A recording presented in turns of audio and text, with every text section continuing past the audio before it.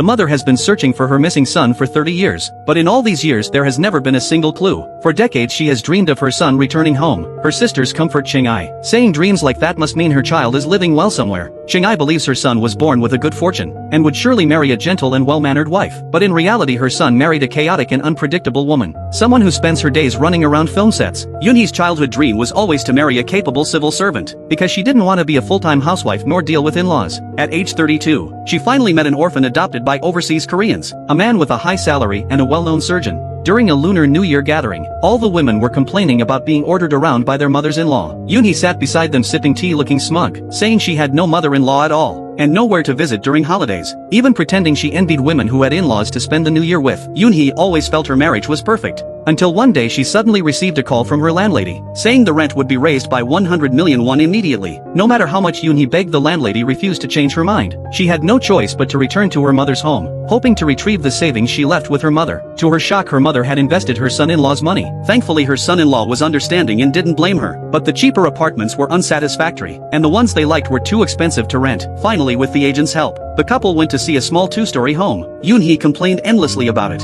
but her husband felt strangely attached to the place, and it was very close to his workplace, and the street below was full of food stalls, solving both the commute issue and their meal problems. Soon both families signed the agreement, but the next day when the couple moved in, a heavy downpour began. Yoonhee couldn't shake off a bad feeling. She had no idea the place they moved into was actually Hyunwoo's true childhood home. That night Hyunwoo tossed and turned, unable to sleep, because the brother who was adopted with him years ago had already found his birth parents, while he didn't even know his real name. When everything felt hopeless, Hyunwoo suddenly sat up and said he was going to look for his birth parents.